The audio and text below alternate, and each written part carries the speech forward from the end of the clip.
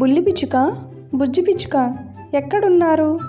అయ్యో రామ, వీళ్ళు మళ్ళీ ఆడుకోవడానికి వెళ్ళిపోయారు.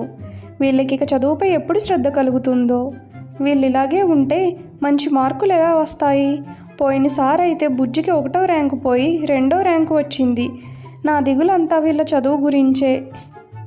మరుసటి రోజు, అమ్మా అమ్మా, మేము ఆడుకోవడానికి బయటకు వెళ్తామమ్మా.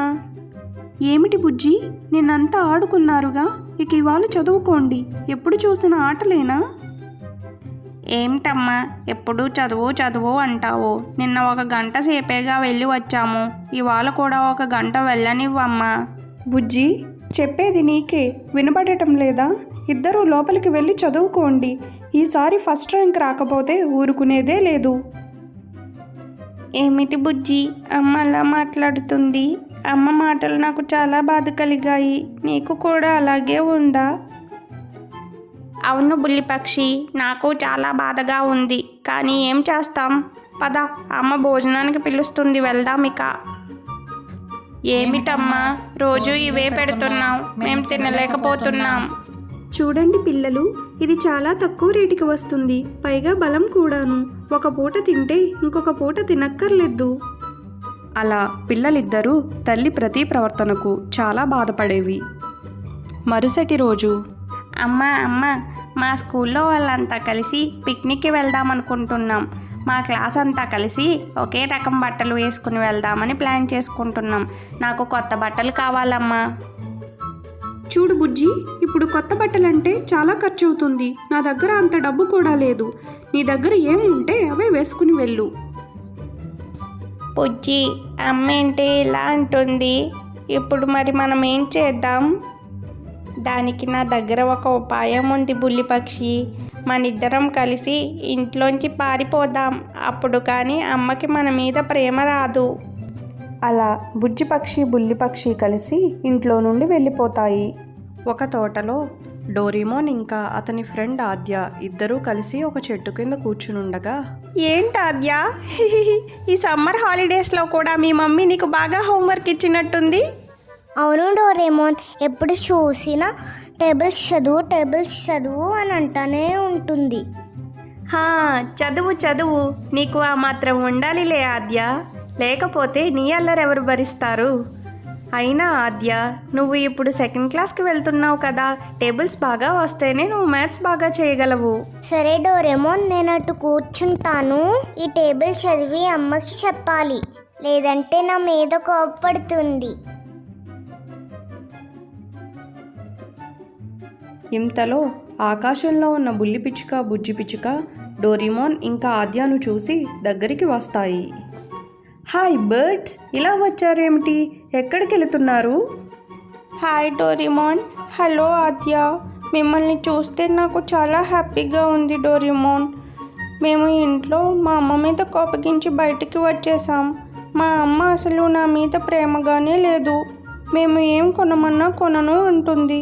ఎప్పుడు చూసినా చదువు అంటుంది. మా ఫ్రెండ్స్ అంతా ఎప్పుడూ జాలీగా ఉంటారు. మాకు మాత్రం మా అమ్మ డబ్బులు పొదుపు చేయాలి అని చెప్తుంది. మీరు మీ అమ్మని అపార్థం చేసుకుంటున్నారు అనుకుంటున్నాను. సరే ఉండండి, నా దగ్గర ఒక గ్యాడ్జెట్ ఉంది.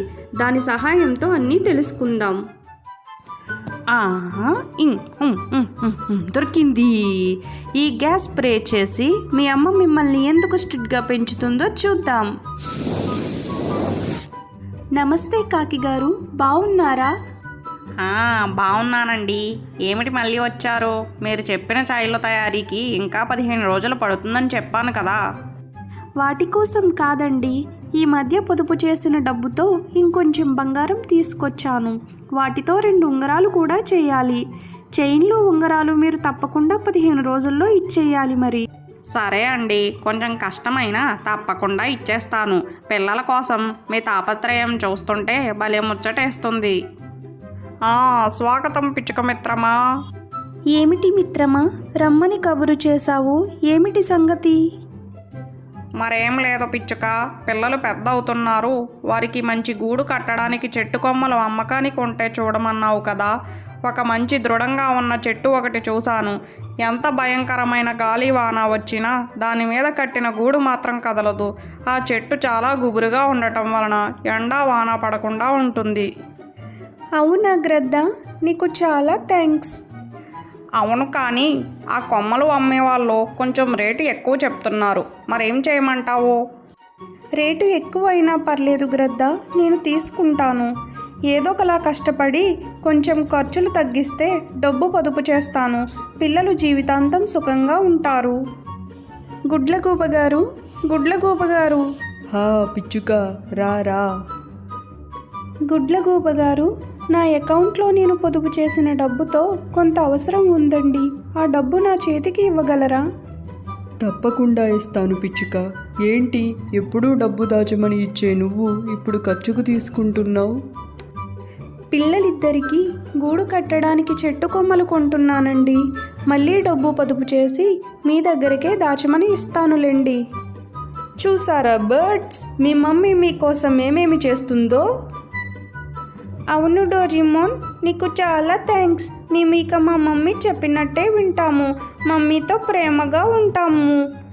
Bye Doraemon. బాయ్ ఆద్య. చూసావా ఆద్య, ఆ బుజ్జి బర్డ్స్ అంటే వాళ్ళ మమ్మీకి ఎంత ఇష్టమో? అవును డోరేమోన్, మా మమ్మీకి కూడా నేనంటే చాలా ఇష్టం. నాకు కూడా మా మమ్మీని చూడాలని ఉంది. నేను వెళ్తున్నాను. బాయ్.